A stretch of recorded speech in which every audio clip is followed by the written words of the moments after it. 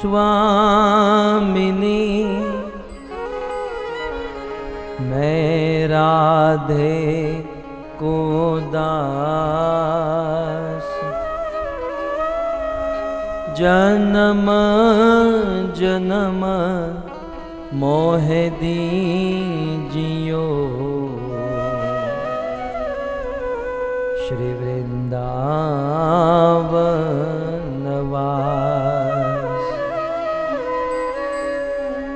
राधा तू बड़ भागिनी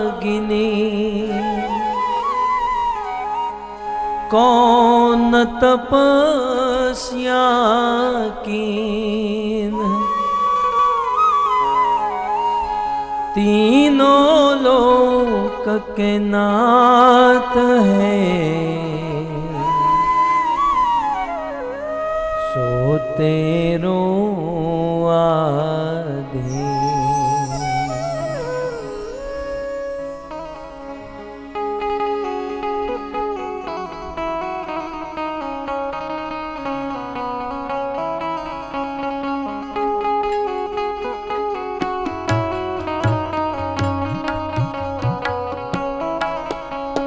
जय राधा माधव कुंज बिहारी जय राधा माधव कुंज बिहारी जय राधा माधव कुंज बिहारी जय राधा माधव कुंज बिहारी जय राधा माधव कुंज बिहारी जय राधा माधव कुंज बिहारी जय राधा माधव कुंज बिहारी जय राधा माधव कुंज बिहारी गोपी जन वल्लभ गिरिवर धारे गोपी जन वल्लभ गिरिवर धारी आ गोपी जन वल्लभ गिरिवर धारे गोपी जन वल्लभ गिरिवर धारी जय राधा माधव कुंज बिहारी जय राधा माधव कुंज बिहारी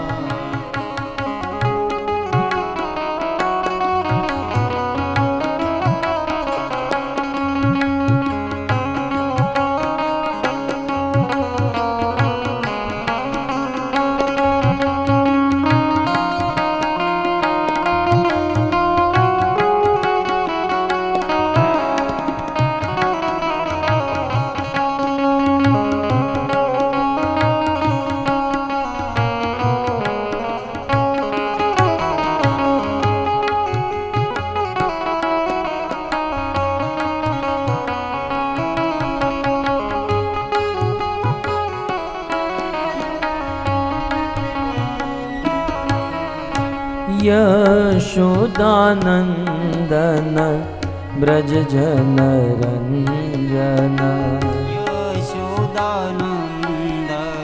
ब्रज जन रंजन यशोदानंदन ब्रज जन रंजन यशोदानंदन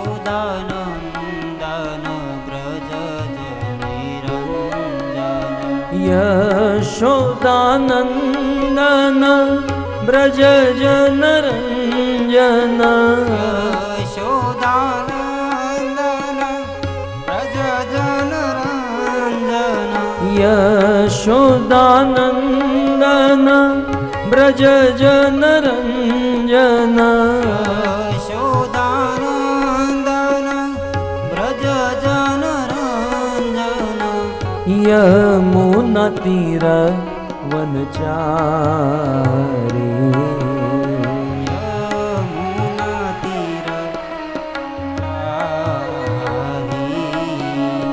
यमुना तीर वनचारी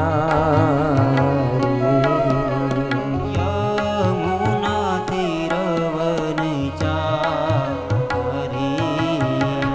जय राधा माधव कुंज बिहारी जय राधा माधव कुंज बिहारी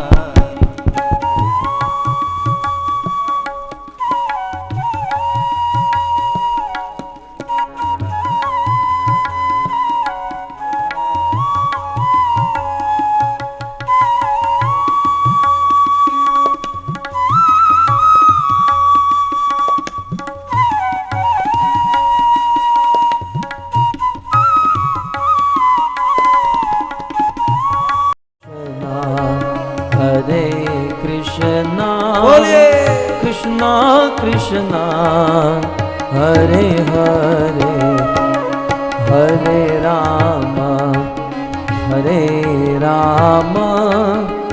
राम राम हरे हरे हरे कृष्णा आओ से कृष्णा कृष्णा हरे हरे हरे राम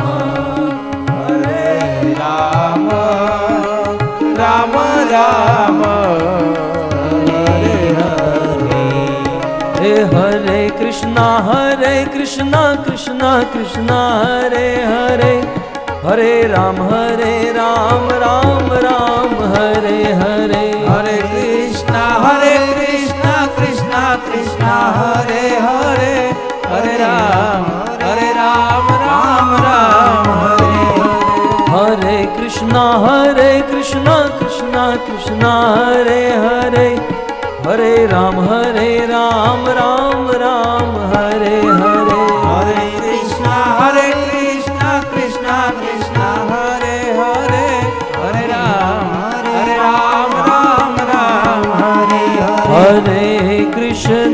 हरे हरे कृष्णा कृष्णा कृष्णा हरे हरे हरे राम राम राम हरे हरे हरे कृष्णा कृष्णा कृष्णा हरे हरे हरे राम राम हरे हरे हरे कृष्णा कृष्णा कृष्णा हरे हरे हरे राम राम हरे हरे हरे कृष्णा कृष्णा कृष्णा हरे हरे हरे राम राम हरे हरे हरे कृष्णा कृष्णा कृष्णा हरे हरे हरे राम राम हरे हरे हरे कृष्णा हरे हरे हरे राम राम हरे हरे नाम महान धन है अपनो नहीं दूसरी संपत्ति और कमानी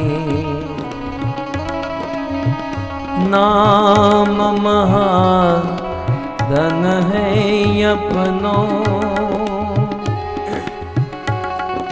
नहीं दूसरी संपत्ति और कमानी छोड़ यटा जग की हमको कुटिया ब्रज माही बना दे हमको कुटिया ब्रज माही बना ले हमको कुटिया ब्रज माही बना दे हमको कुटिया ब्रज माही बनाए टूक मिले की सदा और पीबन को यमुना जल पानी। टोक मिले रसिकों की सदा और पीबन को यमुना जल पानी। हमें औरन की परवाह नहीं,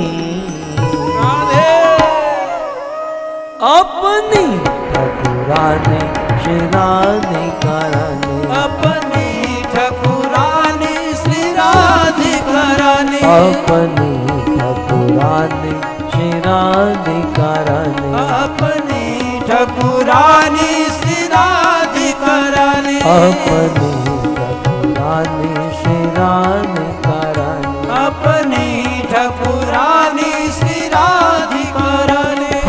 राधा श्याम सुंदर, राधा श्याम सुंदर, राधा श्याम सुंदर राधे। राधा श्याम सुंदरी, राधा श्याम सुंदर, राधा श्याम सुंदर राधे। जगन्नाथ जगन्नाथ बलदेव जय सुभद्रा। जय जगन्नाथ जगन्नाथ बलदेव।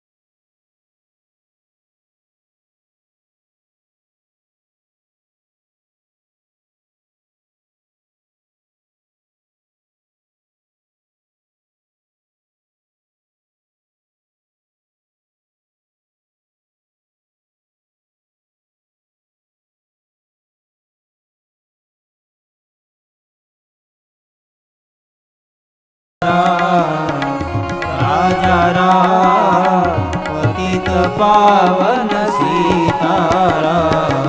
राजा राम राजा राम पतित पावन सीताराम। राजा राम पतित पावन सीताराम। बोलो रघुपति राघव राजा राम पतित पावन सीताराम। रघुपति राघव राजा राम पतित पावन सीताराम। गौर निताय जय गौर निताय, गौर निताय जय गौर निताय। गौरनिताय जय गौरनिताय, गौरनिताय जय गौरनिताय। गौरनिताय जय गौरनिताय, गौरनिताय जय गौरनिताय।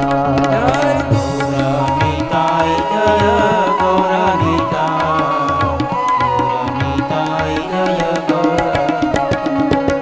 प्रभुपद प्रभुपद प्रभुपद हशिल प्रभुपद। जय प्रभुपद जय श्रीपद प्रभुपद शील प्रभुपद। जय प्रभुपद प्रभुपद प्रभुपद हशिल प्रभुपद।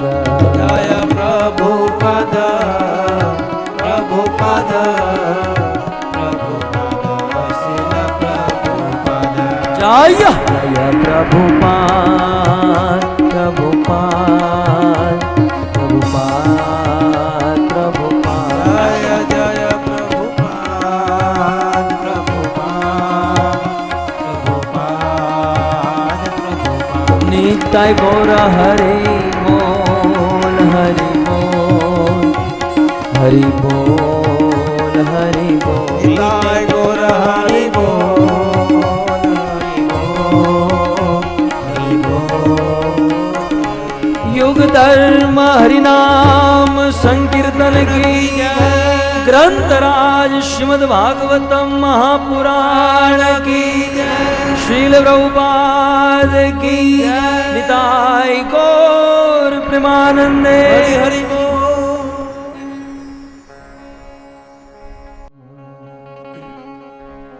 जय जय श्री राधा रमण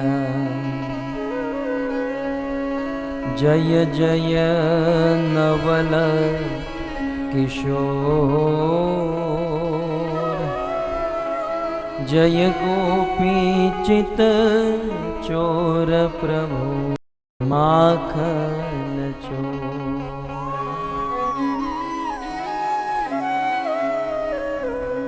हरे कृष्णा हरे कृष्णा कृष्णा कृष्णा हरे हरे हरे राम राम राम हरे हरे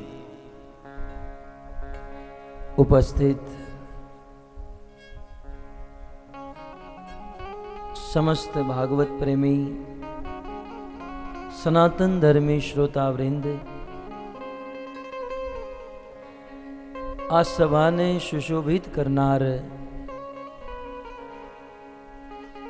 जेताणी परिवार द्वारा निमंत्रित समस्त अतिथि मेहमान गण आधुनिक विज्ञान माध्यमे टीवी इंटरनेट द्वारा आ भागवत कथानु श्रवण करनार समस्त भाइयों तथा बहनों श्रीमद् भागवतना तृतीय दिवसना प्रथम सत्र में आप सौना चरणों में पुनः एक बार मारा प्रणाम।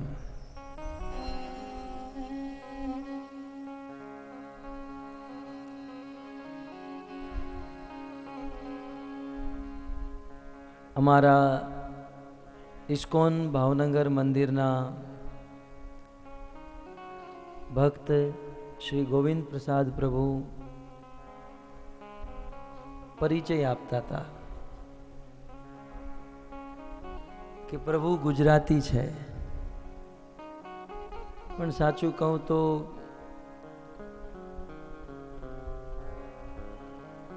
गुजराती करता हिंदी में वधारे कथा हूँ करूँ छूं।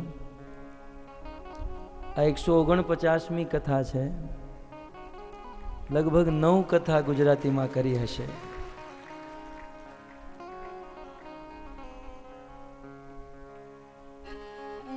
हूँ मारू सौभाग्य मानु छूं के वर्ष में 2-3 कथा गुजराती में करवानो अवसर मळे छे। एक कविए बहुत सुंदर कीधु, दूध नहीं पण पाणी दे, डोल मने क्या काणी दे। तमे दूध नहीं पण पाणी आपो, पण डोल तो सारी आपो। दूध नहीं पण पाणी दे, डोल मने क्या काणी दे। तड़पती तलवारू दे,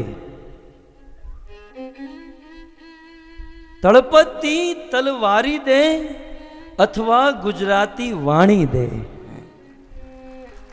गुजराती भाषाનું જે ગૌરવ છે, गुजराती भाषाનું જે તળપત છે, અદ્ભુત। માટે વર્ષમાં લગભગ 2-3 વાર આમ તો હિન્દીમાં જ કથા થતી હોય છે,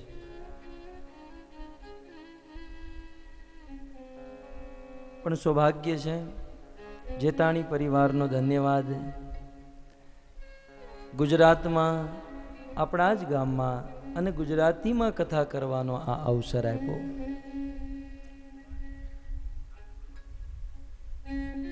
શ્રીમદ ભાગવત પ્રેમ યજ્ઞ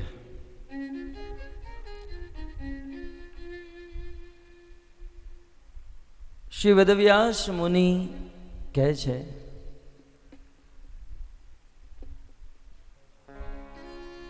ધર્મ પ્રોજિત કૈતવોત્ર પરમો નિર્મત્સરાણામ સતામ વેદ્યવ વાસ્તવમત્ર વસ્તુ શિવદમ તાપત્રયોન મૂલનમ શ્રીમદ ભાગવતે મહામુનિ કૃતે કિમ વા પરેરીશ્વર સદ્ય હિ અવરુદ્ધ તેત કૃતિભિ શુશ્રૂષુભિ તત્ક્ષણાત.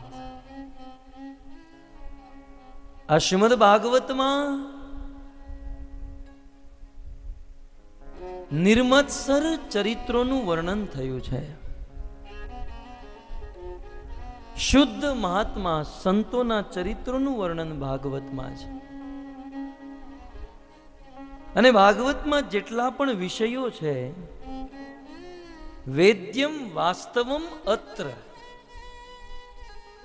એ વાસ્તવમાં જાણવા લાયક છે. રોજ સવારે જાગીને આપણે છાપું વાંચીએ, સમાચાર જોઈએ, ઠીક છે, પણ વાસ્તવમાં જોવા લાયક, સાંભળવા લાયક એકમાત્ર ભાગવત છે. સંસારની વસ્તુઓને સાંભળી હૃદયમાં ઈર્ષા થશે, દ્વેષ થશે, ગ્લાનિ અને દુઃખ થશે, પણ ભાગવતનું શ્રવણ કરી શ્રી વેદવ્યાસ મુનિ કહે છે, વેદ્યમ વાસ્તવમ અત્ર વસ્તુ શિવદમ. ભાગવતનું શ્રવણ કરવાથી જીવનમાં શિવ એટલે કે કલ્યાણ એટલે કે મંગળ પ્રાપ્ત થશે. જીવનને જો મંગળમય બનાવવું હોય તો ભાગવતનું શ્રવણ કરો. એટલું જ નહીં, તાપત્રયોન મૂલનમ. શ્રીમદ ભાગવતનું શ્રવણ કરવાથી જીવનના સમસ્ત પ્રકારના તાપ, દુઃખ, આ સંસારમાં જેટલા પણ દુઃખ છે, શાસ્ત્રમાં એ દુઃખોને 3 ભાગમાં વહેંચ્યા છે. આદિ દૈવિક દુઃખ, આદિ ભૌતિક દુઃખ અને આદિ આધ્યાત્મિક દુઃખ. જે દેવતાઓ દ્વારા દુઃખ મળે એને આદિ દૈવિક દુઃખ કહેવાય. આમ રાતે સૂતા હોઈએ, ભૂકંપ થઈ જાય, ધરતીકંપ થાય, હજારો માણસો મરી જાય, આ દેવતાઓ દ્વારા દુઃખ. અચાનક સુનામી આવી જાય, અતિવૃષ્ટિ થવી, અનાવૃષ્ટિ થવી,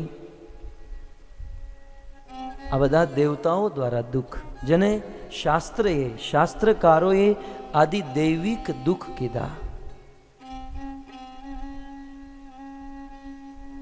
ત્યારબાદ બીજી પ્રકારના દુઃખ આદિ ભૌતિક દુઃખ. આપણા જીવનમાં એવા પણ અનેકો દુઃખો હોય છે જે આપણા પોતાના સમાજ દ્વારા મળતા હોય.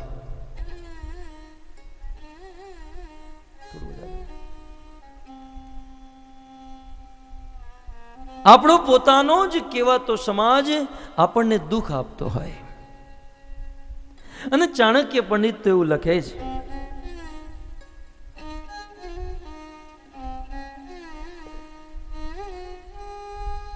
આપણા પોતાના સ્વજનો જેટલું કષ્ટ, જેટલા દુઃખ આપણને આપે છે, એટલા બહારના શત્રુઓ નથી આપતા.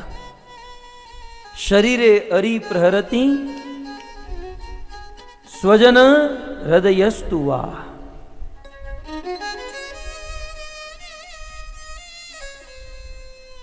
જે શત્રુઓ છે એ શરીર ઉપર વાર કરે, પણ સ્વજન હૃદય ઉપર વાર કરે. શરીર ઉપર થયેલો વાર એ ઘાવ હોસ્પિટલમાં જવાથી કે દિવસો વીતવાથી એ બરાબર થઈ જશે, પણ સ્વજનો દ્વારા જે હૃદય ઉપર આઘાત કરવામાં આવે એ જીવનમાં ક્યારેય મટતો નથી. સમાજ દ્વારા દુઃખ. સાહિત્યકારો કે કેવો છે આ સમાજ? તમે આમ સીધા સીધા ચાલતા હો, તો આ સમાજ એવું કહેશે કે આની દ્રષ્ટિ બગડી ગઈ છે. આ માતાઓ ઉપર, બહેનો ઉપર કેવી દ્રષ્ટિ નાખે છે. એની વાતો સાંભળીને જો આપણે દ્રષ્ટિ ઉપર રાખીને ચાલીએ તો એ જ સમાજ કહેશે કે કેટલો અભિમાન થઈ ગયો છે, કેટલો અહંકાર છે, આ દ્રષ્ટિ નીચે પડવા જ નથી દેતો. અને એ વાતો સાંભળીને તમે દ્રષ્ટિ નીચે રાખીને ચાલો તો સમાજ કહેશે કે કાંઈક ખોટું કામ કર્યું છે, બાકી આની દ્રષ્ટિ ક્યારે નીચે હોય નહીં. આંખો સીધી રાખો તોય તકલીફ, ઉપર રાખીને ચાલો તોય તકલીફ, નીચે રાખીને ચાલો તોય તકલીફ. આ બધું સાંભળીને તમે તમારી આંખોને ફોડી નાખો તો એ જ સમાજ કહેશે કરેલા કર્મના ફળ ભોગવે છે.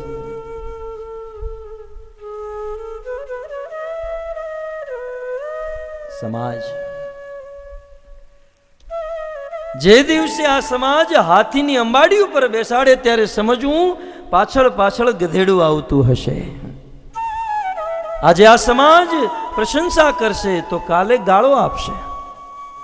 સમાજ જેને શાસ્ત્રકારોએ આદિ ભૌતિક દુઃખ કીધા. એક પ્રકારના દુઃખ દેવતાઓ દ્વારા મળે, આદિ દૈવિક તાપ.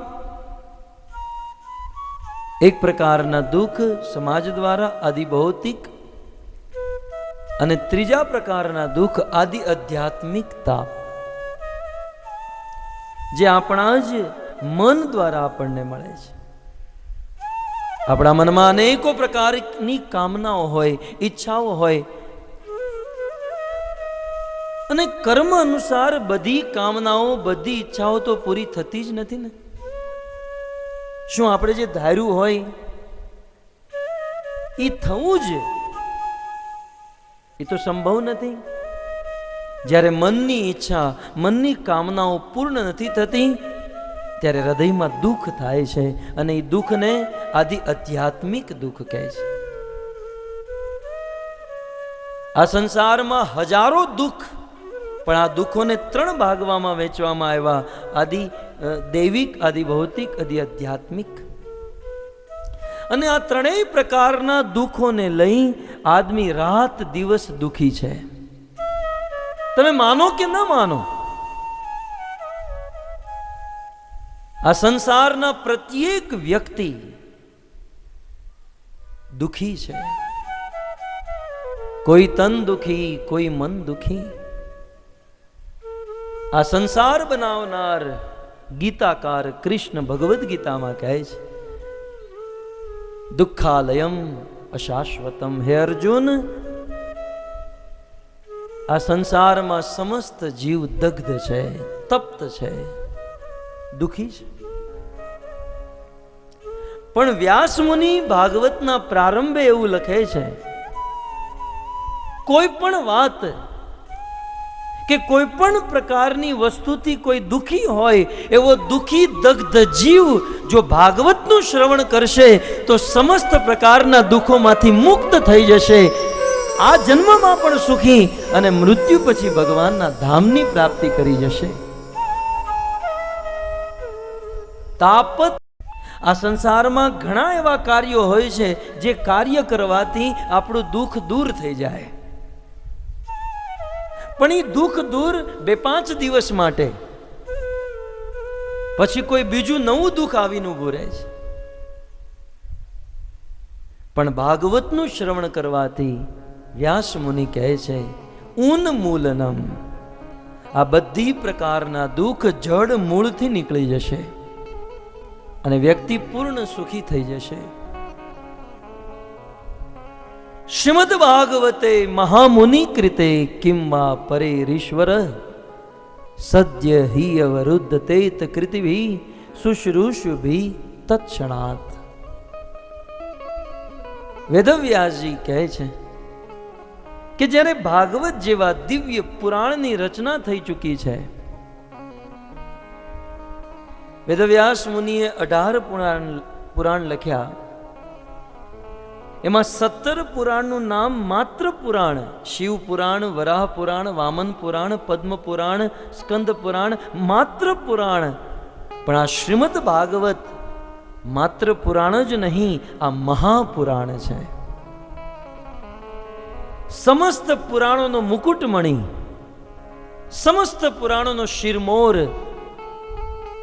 સમસ્ત શાસ્ત્રોમાં શ્રેષ્ઠ આ ગ્રંથ રાજ શ્રીમદ ભાગવત માટે વેદવ્યાસ મુનિ લખે છે. કિમ વા પરે રીશ્વર. જ્યારે ભાગવતની રચના થઈ ચૂકી છે અને સુખદેવ ગોસ્વામીના મુખેથી જ્યારે ભાગવતનું ઉચ્ચારણ થઈ ચૂક્યું છે, તો હવે અન્ય પુરાણો વાંચવાની શી જરૂર છે? કારણ કે ભાગવત સિંહની જેમ ગર્જના કરે છે. કોઈ વનમાં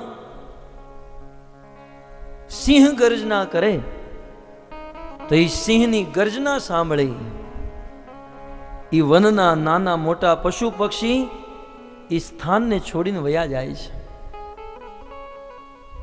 જ્યાં ભાગવતની ગર્જના થતી હોય, જેના કાનમાં ભાગવતના શબ્દો પડતા હોય, એ વ્યક્તિના હૃદયમાંથી નાના મોટા બધા પાપ એ હૃદયને છોડીને વયા જાય છે. વ્યક્તિ પવિત્ર થઈ જાય. વેદવ્યાસજી કહે છે કે આ ભાગવતની મહિમા હું તમને કેટલી કહું. આ ભાગવત સાંભળવાથી ભગવાન મળશે, આ તો બહુ દૂરની વાત છે. ભાગવત સાંભળવાથી ભગવાન મળશે, આ તો બહુ મોટી વાત થઈ ગઈ ભક્તો. વ્યાસ મુનિ લખે છે કે ભગવાનની પ્રાપ્તિ કરવા માટે ભાગવત સાંભળવાની જરૂર નથી. કોઈ જગ્યાએ ભાગવતનું આયોજન થયું હોય અને ઘરે બેઠા બેઠા વિચાર કરીએ કે અમે 10 દિવસ પછી બુધેલ ગામમાં ભાગવતનું આયોજન થયું છે, અમે ભાગવત સાંભળવા જશું. માત્ર આયોજન થયું છે, ભાગવત સાંભળ્યું નથી. પણ જે ઘડીએ, જે સમયે હૃદયમાં ભાગવત સાંભળવાની ઈચ્છા ઉત્પન્ન થાય, ઈચ્છા થવા માત્રથી અખિલ બ્રહ્માંડ નાયક ભગવાન કૃષ્ણ એ ભક્તના હૃદયમાં પ્રકટ થઈ જાય છે.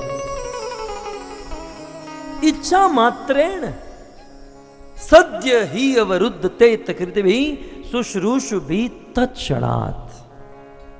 તતક્ષણ, ઈ જ સમયે, ઈ જ ક્ષણે ભગવાન ભક્તના હૃદયમાં પ્રકટ થઈ જાય.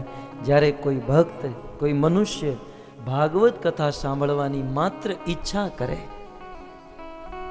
મારે તમને એટલું જ કહેવું છે કે ભાગવત સાંભળવાની માત્ર ઈચ્છા થવાથી જો ભગવાન પ્રકટ, હૃદયમાં પ્રકટ થતા હોય, તો પછી ભાવથી, પ્રેમથી, શ્રદ્ધાથી ભાગવત સાંભળવામાં આવે તો જીવનમાં ક્રાંતિ થઈ જાય.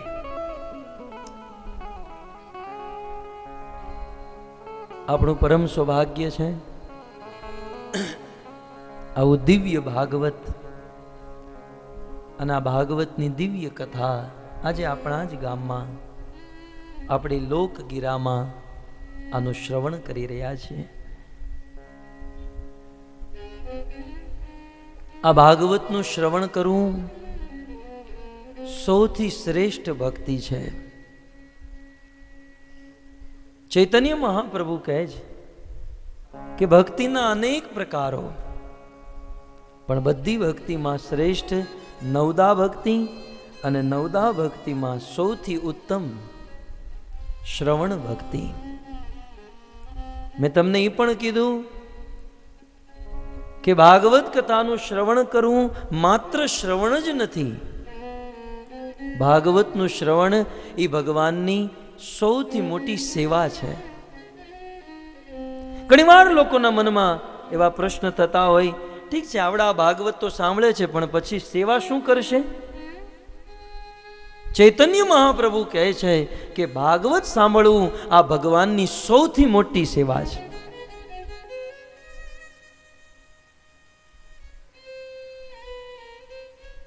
ભજનેર સર્વશ્રેષ્ઠ નવવિધા ભક્તિ. આ ભાગવત સાંભળવું, ચૈતન્ય મહાપ્રભુ આને ભજન કહે છે. અને ભજનનો અર્થ ભજ સેવાયામ. ભજ ધાતુ જે છે એ સેવાના અર્થમાં છે. ભજન એટલે સેવા. અને ભાગવત સાંભળવું એ સૌથી મોટું પ્રથમ ભજન છે. માટે ભાગવત એક સેવા છે. આ ઠાકોરજીની, ભગવાન કૃષ્ણની સેવા છે. અને આ સેવામાં જેટલી શ્રદ્ધા હોય, જેટલી મમતા હોય, એટલું અધિક ફળ મળે. તો સુંદર ભાગવત શ્રવણ દ્વારા આજે 2 દિવસથી આપણે બધા એક સાથે બેસીને સેવા કરી રહ્યા છીએ. આજે તૃતીય દિવસ. ગત સત્રમાં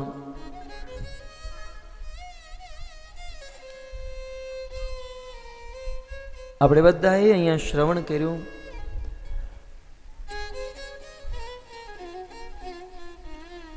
દ્રોણાચાર્યના પુત્ર અશ્વત્થામાએ દ્રૌપદીના 5 સંતાનોના મસ્તક કાપી નાખ્યા.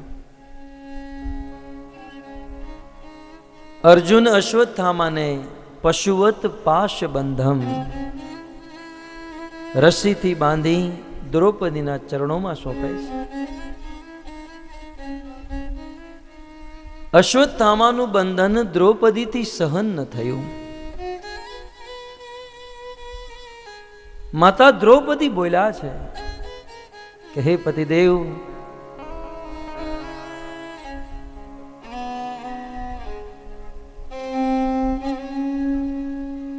તમે અશ્વત્થામાને છોડી દો.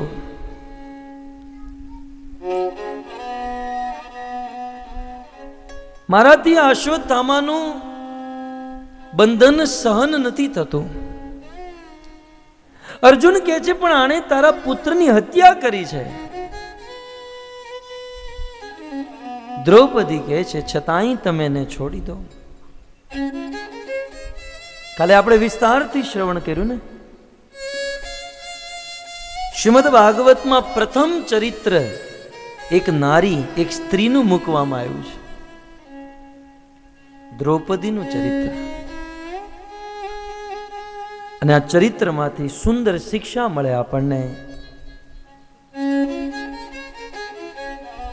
જીવનમાં અનેકો પ્રકારના ઘાટ, આપણા જીવનમાં અનેક મોડ આવે છે. અને કદાચ આપણા જીવનમાં કોઈનાથી ભૂલ થઈ ગઈ હોય તો એ અપરાધીને, એ ભૂલ કરાયેલા વ્યક્તિને ક્ષમા કરી દેવું, આ મનુષ્યનો સૌથી મોટો ગુણ છે. દ્રૌપદી અશ્વત્થામાને ક્ષમા આપે છે. અર્જુન કહે છે મારી પ્રતિજ્ઞા છે, અને મારવો જ પડશે. 5 પુત્રનો હત્યારો દ્રૌપદીની સામે છે, છતાંય દ્રૌપદી એની રક્ષા કરે છે. પતિદેવ, તમે તો આને મારી નાખશો અને અશ્વત્થામા કદાચ મરી પણ જશે, પણ અશ્વત્થામા મર્યા પછી એમની માતાને કેટલો કષ્ટ થશે એ હું જાણું છું. પુત્રના મૃત્યુનો શોક, પુત્રના મૃત્યુનું દુઃખ હું જાણું છું. આમાં અશ્વત્થામાની માતાનો શું દોષ? તમે એની સામે જોઈ અશ્વત્થામાને ક્ષમા આપી દો.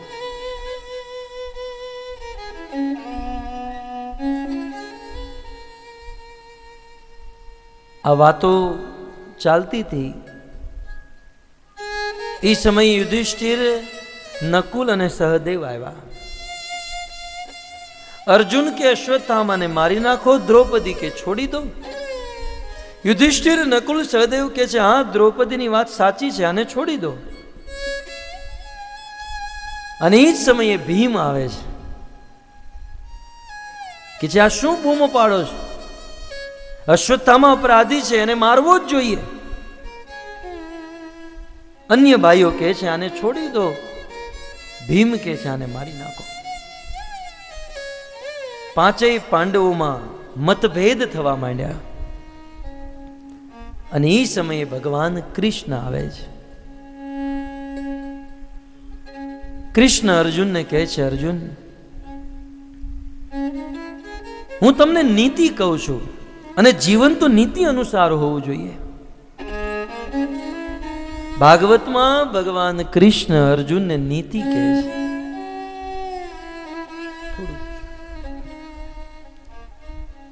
બ્રહ્મ બંધો નહંતવ્ય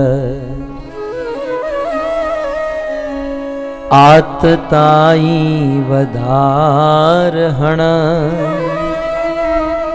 મય્યેવો ભય મામનાતમ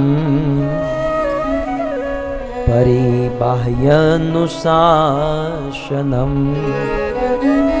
પરિબાહ્યનુશાસનમ. અર્જુન, ધ્યાનથી સાંભળો, નિર્ણય તમારે કરવાનો છે. ભક્તો, આ સંસારમાં સંસારના મહાપુરુષો હોય, સંતો હોય કે ભગવાન હોય, એ સલાહ આપે, એ સજેશન આપે, બાકી નિર્ણય તો વ્યક્તિને પોતાને જ કરવાનો હોય છે. પ્રત્યેક વ્યક્તિને નિર્ણય તો પોતાનો જ હોય. ભગવાન પણ કોઈને નિર્ણય ના આપી શકે, સલાહ આપે. કૃષ્ણ અર્જુનને કહે છે, અર્જુન, બ્રહ્મ બંધો ન હંતવ્ય, બ્રાહ્મણને ક્યારેય મારવા ન જોઈએ. બ્રાહ્મણ મારવા યોગ્ય નથી, બ્રાહ્મણની તો રક્ષા થવી જોઈએ. અને આતતાઈ વધારહણ, અને જે આતતાઈ છે, આતતાઈ એટલે મત્તમ પ્રમત્તમ અનુમત્તમ બાલમ સ્ત્રીયમ વિરથમ જડમ. જે સ્ત્રીને મારે, જેની પાસે અસ્ત્ર શસ્ત્ર ન હોય એને મારે, જેની પાસે રથ ન હોય એને મારે, જે સૂતેલા માણસોને મારી નાખે, જે બાળકોને મારે, આવા વ્યક્તિને આતતાઈ કહેવામાં, કાયર કહેવામાં આવે છે. બ્રાહ્મણને ક્યારેય મારવા ન જોઈએ અને આતતાઈને ક્યારેય છોડવા ન જોઈએ. આ ક્ષત્રિયનો ધર્મ છે કે આવા કાયરને, આતતાઈને મારી નાખે અને બ્રાહ્મણોની રક્ષા કરે. પણ અર્જુન, આ અશ્વત્થામા બ્રાહ્મણ પણ છે અને આતતાઈ પણ છે. અર્જુન ધર્મ સંકટમાં ફસાણા, પણ બુદ્ધિમાન હતા. અર્જુનને ખબર હતી કે કોઈ મહાન વ્યક્તિને જાનથી મારી નાખવો એ જ મૃત્યુ નથી. મહાન વ્યક્તિનું અપમાન કરવું એ એની મૃત્યુ બરાબર છે.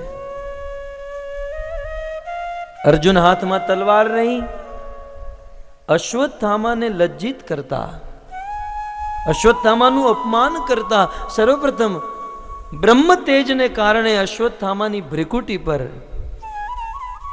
કપાળમાં એક રોચક મણિ હતું. અર્જુને એ રોચક મણિ ખેંચી લીધું અને અશ્વત્થામાના વાળ કાંઈક અહીંયાથી કાપ્યા, કાંઈક અહીંયાથી, વિચિત્ર વાળ કરી નાખ્યા. કદાચ આજે એવા વાળ કોઈના હોત તો એક નવી સ્ટાઇલ થઈ ગઈ હોત, પણ એ સમયે આવા વાળને એક અપમાન ગણવામાં આવતું.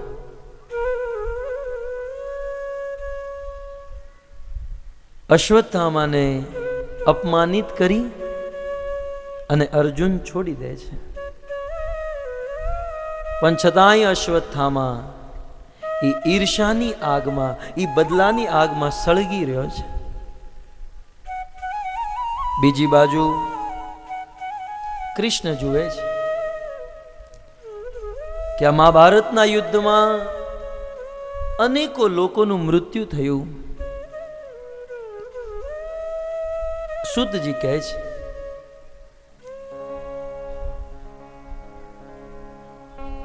ભગવાન કૃષ્ણ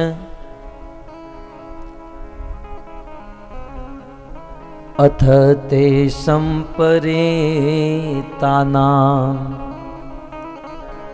સ્વાનામ ઉદક ઈચ્છતા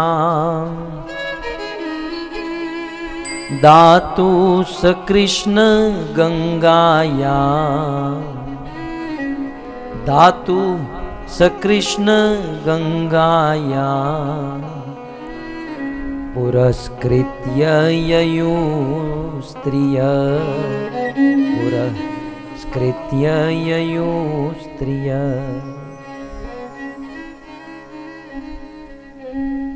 આ સૃષ્ટિમાં જ્યારે કોઈ વ્યક્તિની મૃત્યુ થાય, ભાગવતનો આ સિદ્ધાંત છે, જ્યારે કોઈ વ્યક્તિનું મરણ થાય, એ મરણ થયા પછી જો આખું જીવન ભજન કર્યું હોય તો મૃત્યુ પછી સીધો ભગવાનના ધામને પ્રાપ્ત કરે.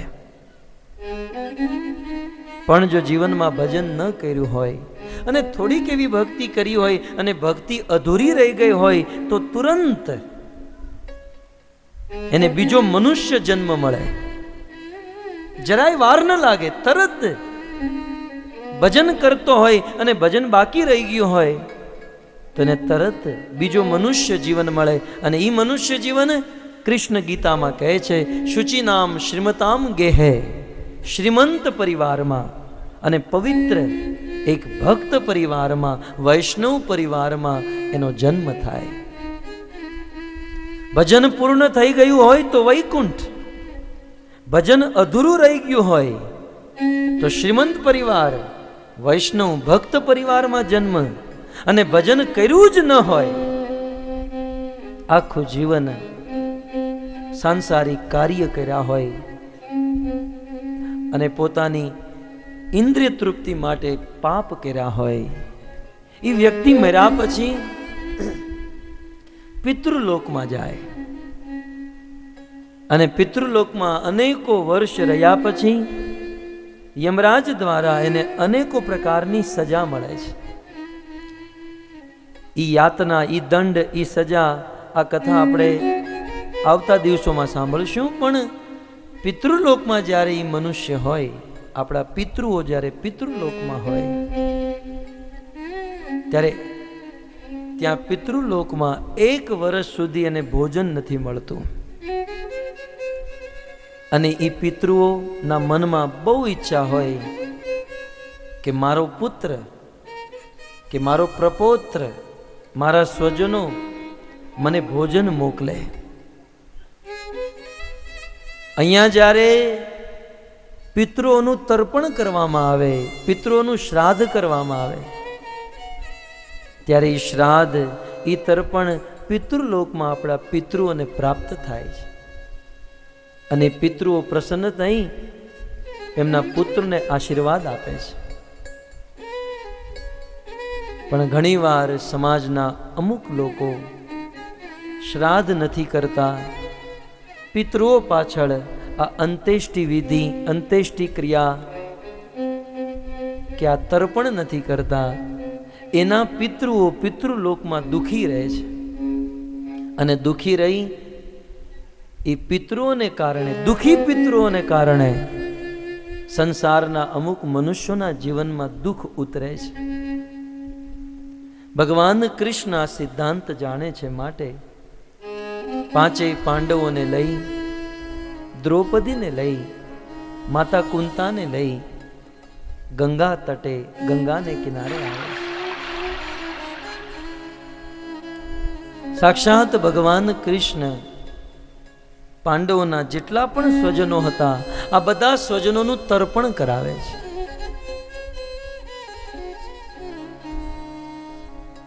અને એટલું જ નહીં, કૃષ્ણ યુધિષ્ઠિર મહારાજ દ્વારા 3 રાજસૂર્ય યજ્ઞ કરાવે.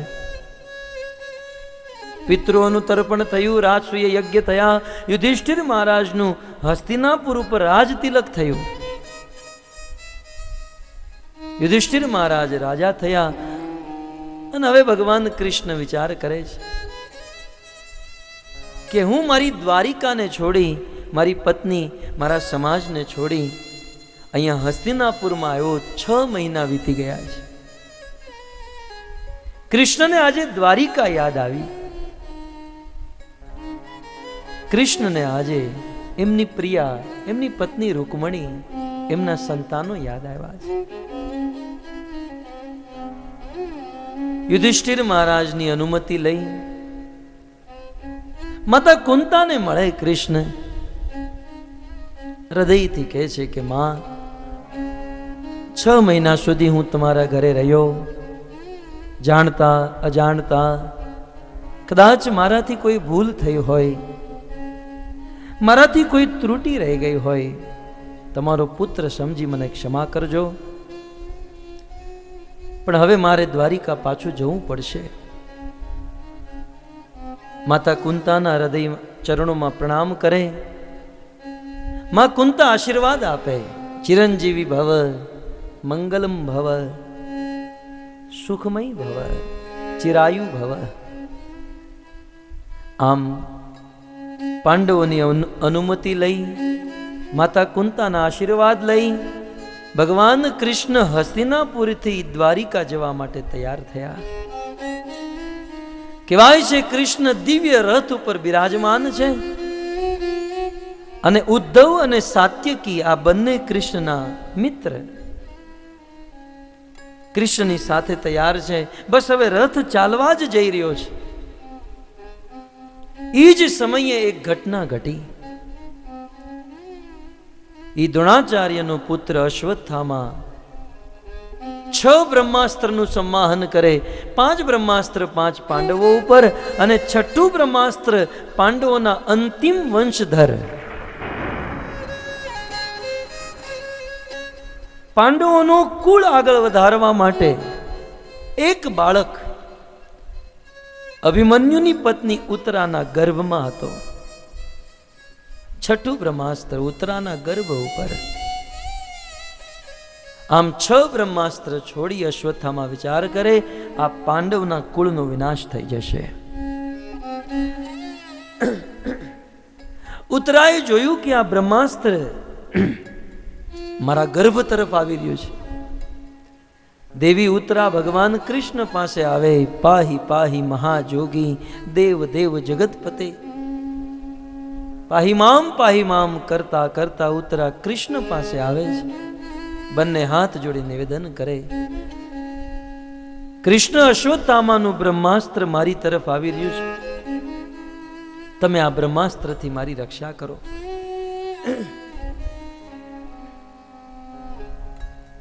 કૃષ્ણ કહે છે, ઉત્તરા બ્રહ્માસ્ત્રથી રક્ષા માટે તમે મારી પાસે આવ્યા? અરે હું તો વાંસળી વગાડવા વાળો ગ્વાળો છું.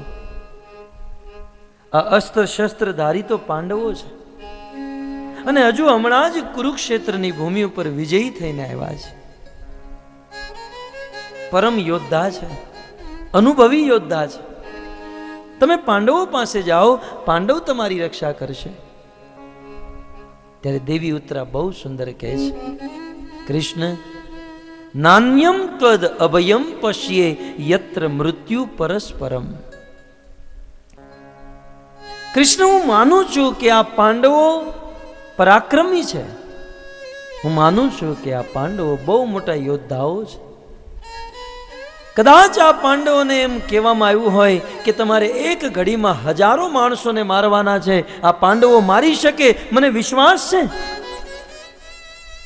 કૃષ્ણ આ પાંડવો એક ઘડીમાં હજારોને મારી શકે, પણ મરેલા વ્યક્તિને જીવિત તો એકમાત્ર તમે જ કરી શકો. કૃષ્ણ જીવન દાન તો તમે જ આપી શકો.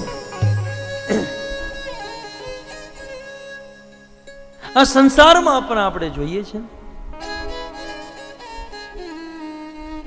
સમાચારમાં વાંચીએ, સાંભળીએ, આજે ફલાણી જગ્યાએ આટલા મરી ગયા, આજે આતંકવાદીઓએ આટલાને મારી નાખ્યા, આજે એક્સિડન્ટમાં આટલા મરી ગયા. પણ આજ સુધી એવી ખબર સાંભળવામાં નથી આવી કે કોઈ જગ્યાએ એક માણસનું મૃત્યુ થયું, સ્મશાનમાં લઈ ગયા અને 4-5 માણસો આવી એવા મંત્રો બોલ્યા કે મરેલા આદમીને જીવતો કરી નાખ્યો.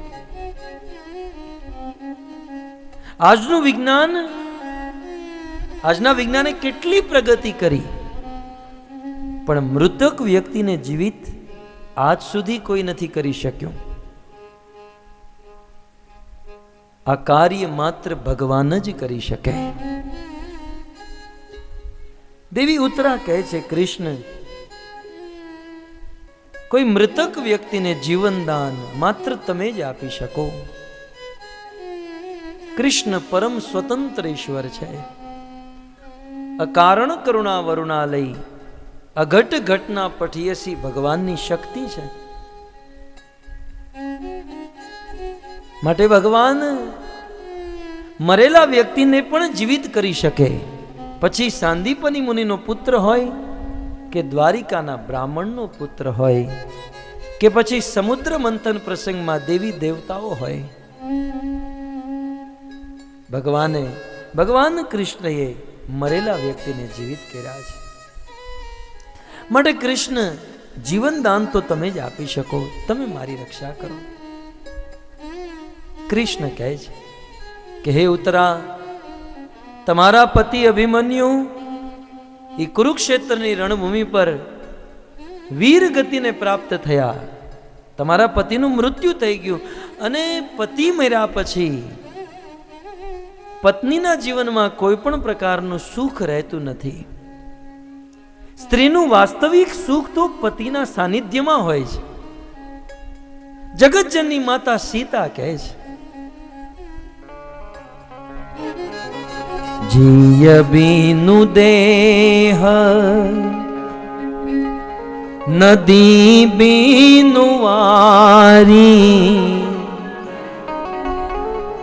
જીય બીનુ દેહ નદી બીન વારી, ऐसे ही नाथ पुरुष बिन नारी, ऐसे ही नाथ पुरुष बिन नारी. जिय बिनु देह नदी बिन वारी, ऐसे ही नाथ પુરુષ બિન નારી. જ્યારે ભગવાન રામચંદ્ર વનવાસમાં જઈ રહ્યા છે, માતા સીતાને ભગવાન રામ સાથે વનમાં જવું છે. ભગવાન રામ મનાવે છે કે સીતા, તમે વનમાં નહીં રહી શકો. ત્યારે માતા સીતા કહે છે, પ્રભુ, આ સંસારમાં સૌથી મોટું દુઃખ સ્ત્રી માટે પતિનો વિરહ છે. પતિથી દૂર રહેવું સ્ત્રીના જીવનમાં આની કરતા મોટું દુઃખ બીજું કોઈ નથી. સૌથી મોટું દુઃખ આ માતા સીતાનું વચન છે. જેમ પાણી વગર નદી કઈ કામની નથી રહેતી, જેમ પ્રાણ વગર આ દેહ કઈ કામનો નથી રહેતો, એમ પતિ વગર પત્ની કોઈ પણ ઠેકાણે કોઈ પણ જગ્યાએ સુખ નથી ભોગવી શકતી. કદાચ આજની પત્ની એવું વિચાર કરે કે મારા પતિને છૂટાછેડા આપી અને હું સુખી થઈ જઈશ, અસંભવ એવ. ગીતા, ભાગવત, રામાયણનો આવો સિદ્ધાંત જ નથી. સ્ત્રીનું સાચું સુખ પતિના ચરણોમાં, પછી પતિ કેવો પણ હોય. દેવી અનસુયા અને અત્રિ ઋષિના આશ્રમે જ્યારે પ્રભુ રામ અને માતા સીતા પ્રવેશ કરે છે, ત્યારે અનસુયા દેવી માતા સીતાને ઉપદેશ આપતા કહે છે કે હે સીતે, આમ તો આ વાત તમે જીવનમાં ઉતારી છે, પણ છતાંય નારી છો ને, એક માં છો ને, એટલે હું તમને કહું છું. આ સંસારમાં એક સ્ત્રીને એનો પિતા સુખ આપી શકે, એક ભાઈ પણ એ સ્ત્રીને સુખ આપી શકે, એક માં પણ એને સુખ આપી શકે. મામા, કાકા, દાદા એ સ્ત્રીને સુખ આપી શકે, પણ એક પતિ સ્ત્રીને જેટલું સુખ આપી શકે એટલું દુનિયાનો કોઈ વ્યક્તિ ના આપી શકે. આ માતા અનસુયાના શબ્દ છે.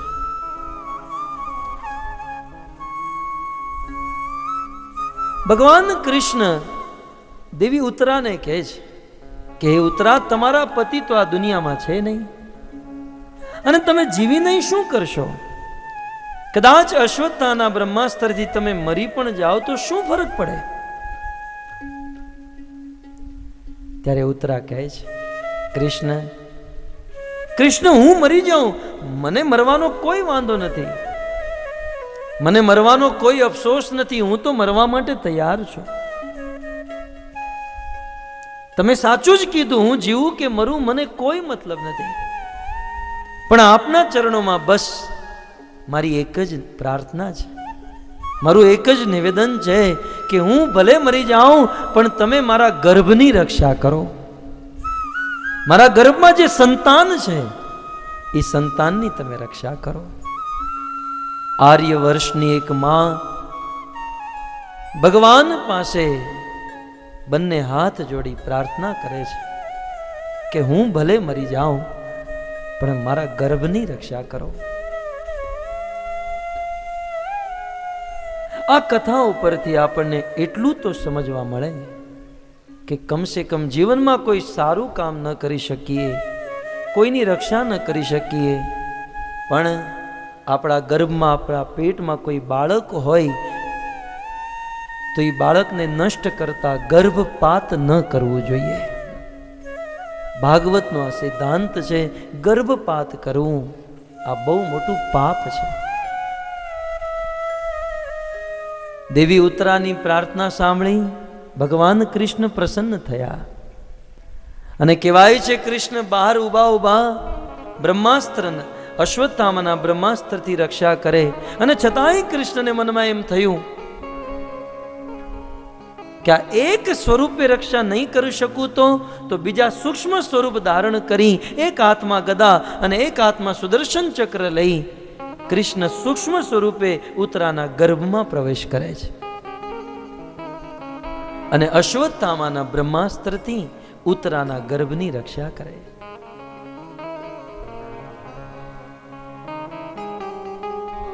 જ્યારે રક્ષા થઈ, માતા કુંતી જોવે છે કે આ કૃષ્ણની અમારી ઉપર કેટલી કૃપા છે. જતા જતા પણ એમણે ઉત્તરાના ગર્ભની રક્ષા કરી. કૃષ્ણ પ્રત્યે હૃદયમાં ઐશ્વર્યનો ભાવ ઉત્પન્ન થયો, અને બંને હાથ જોડી માતા કુંતા કૃષ્ણના ચરણોમાં સ્તુતિ કરે છે.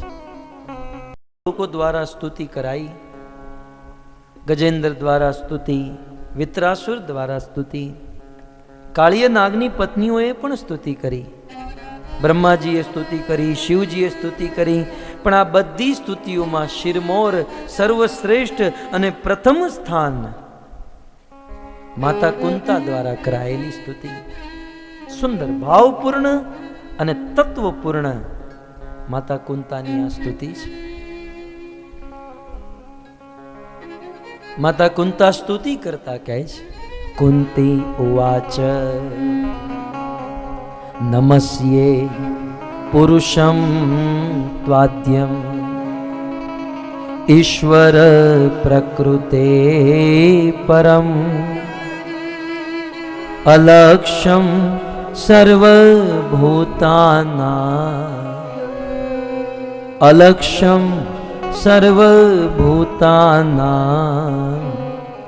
અંતર બહિર્વસ્થિતમ.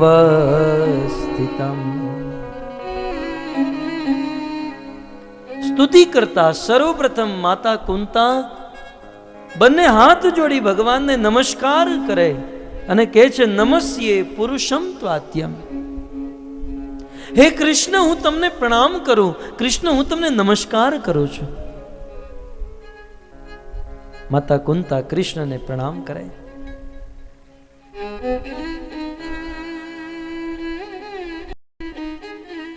વિચાર કરો ભક્તો, ભગવાને આપણને કેટલું સુંદર શરીર દીધું.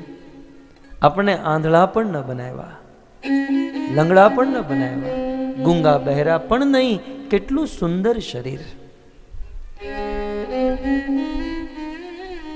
અને આ શરીરને ટકાવી રાખવા માટે સુંદર પ્રકાશ, એક એવો બલ્બ ભગવાનનો આ સૂર્ય કે આખા સંસારને આલોકિત કરે. આ શરીરને ટકાવી રાખવા માટે હવા પ્રદાન કરે. એટલું જ નહીં, પીવા માટે પાણી કોણ આપે છે? કદાચ કોઈ વ્યક્તિને બહુ અભિમાન હોય કે આ સંસારનો ઈશ્વર હું જ કમાઉં, મારા કારણે જ બધા જીવે છે, પણ ગમે એટલો પૈસો હોય, પીવા માટે પાણી તો જોશે ને. એ પાણી કોણ આપે છે? કૃષ્ણ આપે. સુંદર શરીર આપે, શરીર ચલાવવા માટે હવા, પાણી, પ્રકાશ આપે. છતાંય અમુક લોકોને ગર્વ હોય કે હું મારી બુદ્ધિથી કમાઉં છું, પણ આ બુદ્ધિ આપવા વાળું કોણ? ભૂમિ રાપ નલો વાયુ ખમ મનો બુદ્ધિ એવચ. 8 પ્રકારની પ્રકૃતિ, એમાંની એક છે બુદ્ધિ, અને બુદ્ધિ દેવાવાળા ભગવાન કૃષ્ણ છે. ગીતામાં વારંવાર કે મત સ્મૃતિ જ્ઞાનમ અપોહનમ ચ અર્જુન, હું જ સ્મૃતિ આપું, હું જ બુદ્ધિ આપું, દદામી બુદ્ધિ યોગમ. આ બુદ્ધિ યોગ હું આપું છું. કદાચ આપણે આપણી બુદ્ધિ વાપરી અને ધન કમાતા હોઈએ તો એ બુદ્ધિ ભગવાનને આપી છે. છતાંય કોઈને એવું હોય કે હું મારા બળે, મારી શક્તિ સામર્થ્યથી ધન કમાઉં છું, તો ભક્તો આ શક્તિ કોણ આપે છે? હૃદયમાં બેઠેલો પરમાત્મા જો આપણને શક્તિ ન આપે તો પથ્થર કરતા વિશેષ આપણે કાંઈ જ નથી. અને જોઈએ છે ને, જ્યારે કોઈનું મૃત્યુ થાય ત્યારે ઈ જ આંખ, ઈ જ હાથ, ઈ જ કાન, ઈ જ શરીર વજન કરો તો 50 ગ્રામ ઓછું ન હોય, છતાં એ કામ કેમ નથી કરી શકતું? કારણ કે એમાંથી પરમાત્મા તત્વ નીકળી ગયું છે. શક્તિ, સામર્થ્ય, બુદ્ધિ આ બધું ભગવાન આપે. અને એની બદલે ભગવાનને આપણે શું આપી શકીએ? અને એટલે જ માતા કુંતા કહે છે કે પ્રભુ શું આપી શકવાના? માટે તેરા તુજકો અર્પણ. તમે જે આ શરીર આપ્યું છે, આ શરીર હું તમારા ચરણોમાં પ્રણામ કરી અને તમને નમસ્કાર કરું છું. ઈશ્વરના ચરણોમાં પ્રણામ કરવા, વંદન કરવા, નમસ્કાર કરવા, આ 9 ભક્તિમાંની એક ભક્તિ છે. વારંવાર ભગવાનને પ્રણામ કરવા જોઈએ.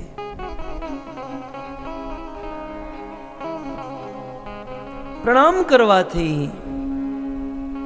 હૃદયની સમસ્ત ઈચ્છાઓ ભગવાન પૂર્ણ કરે છે. ગોપીઓ ગોપી ગીતમાં કહે છે, પ્રણત દેહી નામ પાપ કરશનમ. આ દેહધારી જીવ અનંત જન્મોથી પાપ કરતો આવ્યો છે, પણ આવો પાપી દેહધારી જીવ એક વાર પણ જો કૃષ્ણના ચરણોમાં પ્રણામ કરે તો ગોપીઓ કહે છે કે કૃષ્ણ એ પ્રણામ કરવા વાળાના બધા પાપ હરી લે છે. એનું નામ જ છે હરિ. હરતી ઇતિ હરિ. અને વ્યાસ મુનિ મહાભારતમાં એવું લખે છે કે એક બાજુ 10 અશ્વમેઘ યજ્ઞ કરો,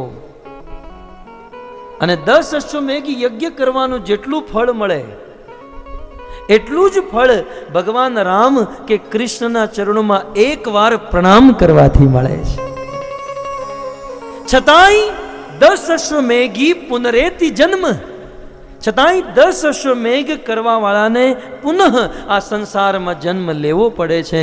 પણ કૃષ્ણ પ્રણામી, કૃષ્ણના ચરણોમાં કોઈ એક વાર પ્રણામ કરે, ભગવાન રામના ચરણોમાં કોઈ પ્રણામ કરે તો ન પુનર્ભવાય. એ વ્યક્તિને આ સંસારમાં પાછું આવવું નથી પડતું.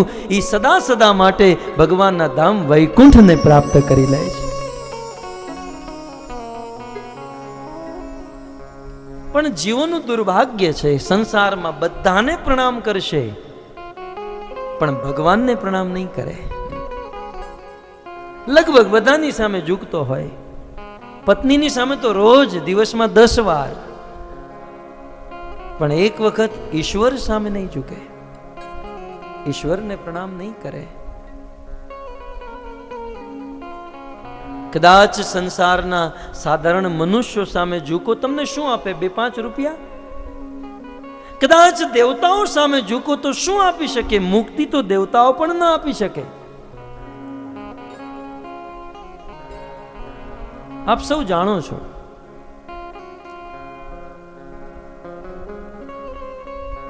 રાવણે કેટલી મોટી તપસ્યા કરી,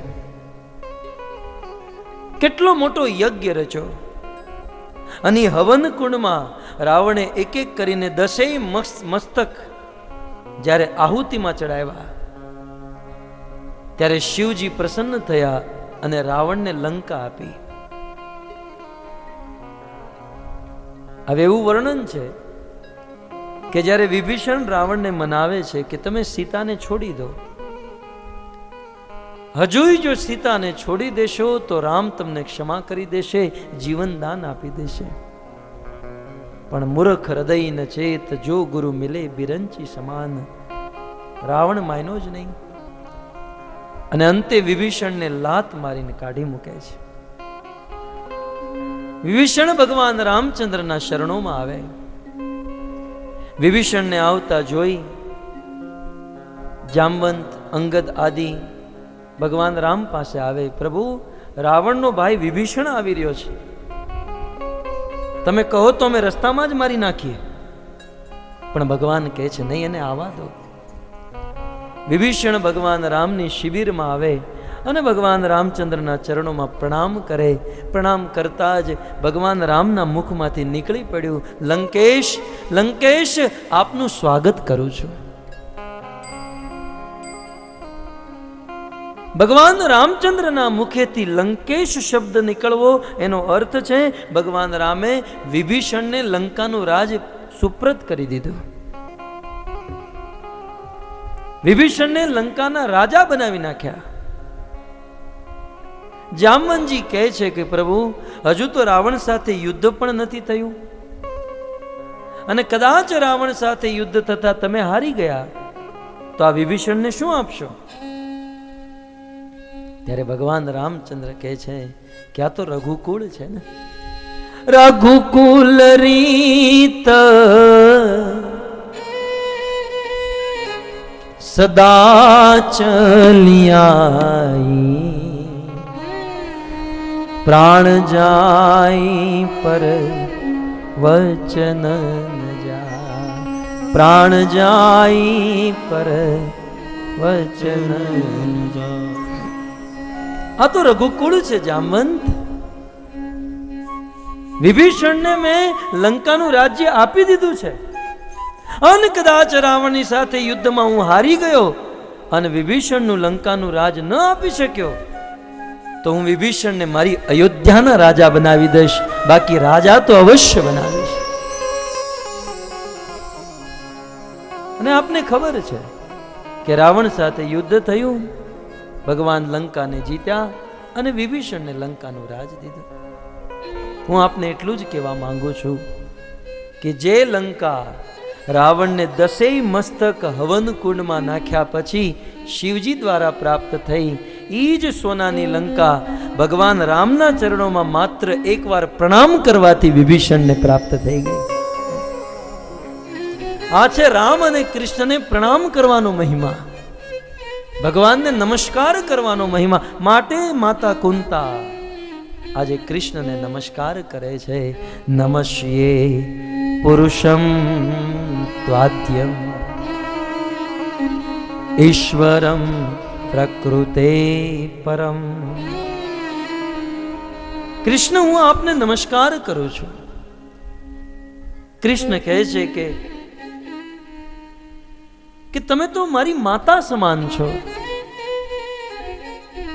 કારણ કે માતા કુંતા ભગવાન શ્રી કૃષ્ણના ફૈબા હતા. વસુદેવ અને કુંતી બંને સગા ભાઈ બહેન હતા.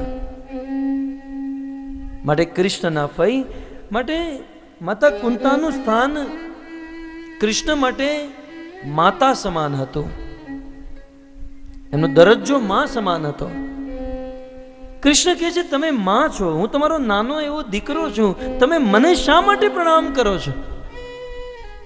ત્યારે દેવી કુંતી કહે છે કૃષ્ણ તમે દેખાવામાં બાળક છો, તમે આમ નજરેથી દેખાવામાં બાળક છો, પણ તત્વથી જો જોવામાં આવે તો આ ચરાચર જગતમાં સમસ્ત જીવોના બાપ છો, સમસ્ત જીવોના ઈશ્વર છો.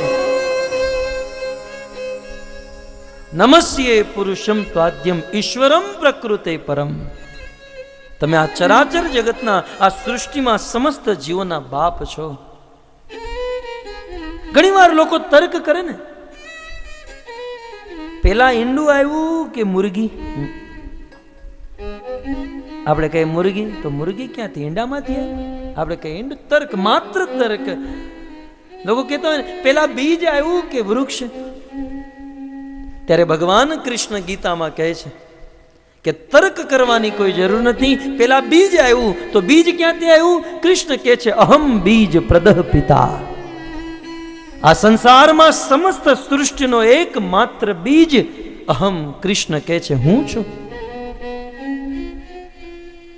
માતા કુંતી તત્વની વાત કરે છે કે હે કૃષ્ણ, દેખાવમાં બાળક છો પણ તત્વતઃ તમે આ સંસારના સમસ્ત જીવોના બાપ છો, કારણ કે તમે બધાના આદિ છો. આપણા આદિ આપણા પિતા, આપણા પિતાના આદિ એના પિતા, એના પિતાના આદિ એના પિતા, એના પિતા કરતા કરતા કરતા અંત ક્યાં થશે? ભગવાન કૃષ્ણમાં. કારણ કે આ સંસારના સમસ્ત જીવો, ઋષિ મુનિઓ આખિર કૃષ્ણમાંથી પ્રકટ થયા છે. અલ્ટિમેટલી સાર તત્વતઃ કૃષ્ણ સમસ્ત જીવોના પિતા છે. કૃષ્ણ સમસ્ત જીવોના આદિ છે. તો પછી મનમાં પ્રશ્ન થાય, બધાના આદિ કૃષ્ણ છે તો કૃષ્ણના આદિ કોણ? ત્યારે કુંતી કહે છે કે તમે તો અનાદિ છો. કૃષ્ણ તમે બધાના આદિ, પણ તમારો આદિ કોઈ નહીં. તમે તો સ્વયંભૂ, તમે તો સાક્ષાત ભગવાન છો. અને બધાના આદિ, બધાના અગ્રજ, બધાના પૂર્વે હોવા છતાં પણ નવ યૌવનમ ચ, તમે નિત્ય નવીન 16 વર્ષના યુવક જેવા દેખાવ છો. શું નથી જાણતી તમે સાક્ષાત ઈશ્વર છો?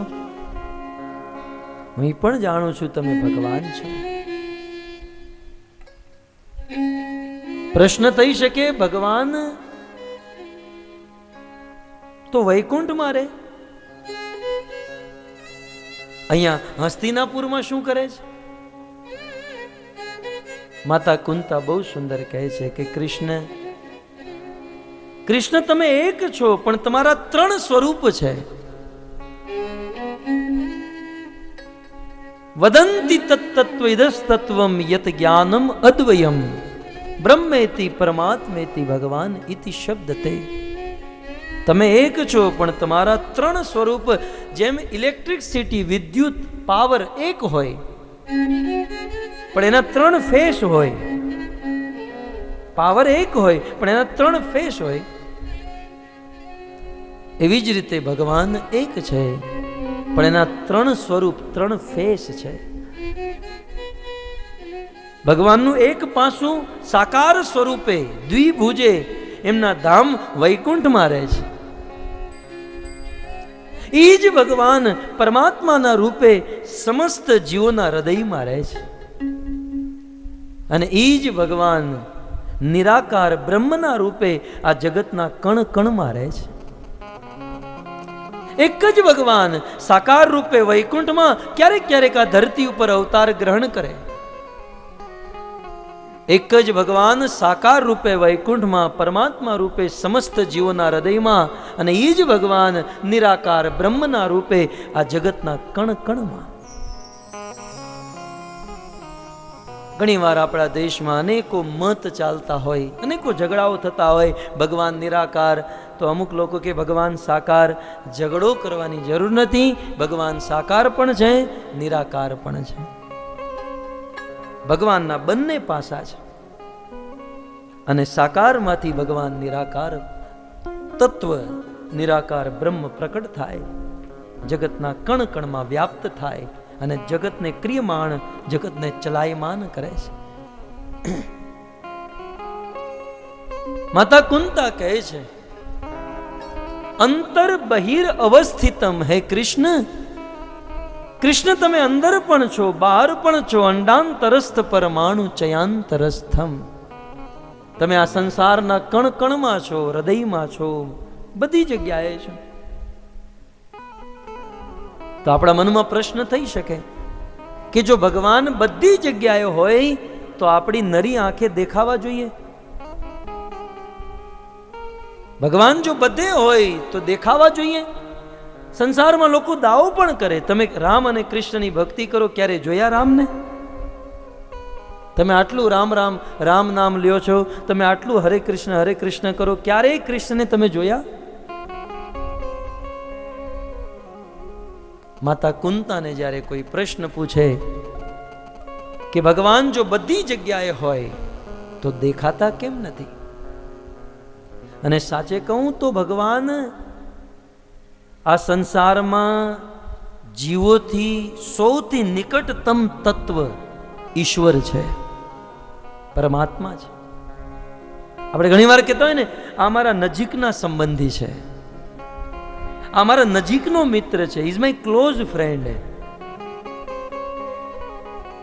તો આપણી સૌથી નિકટતમ તત્વ પરમાત્મા છે.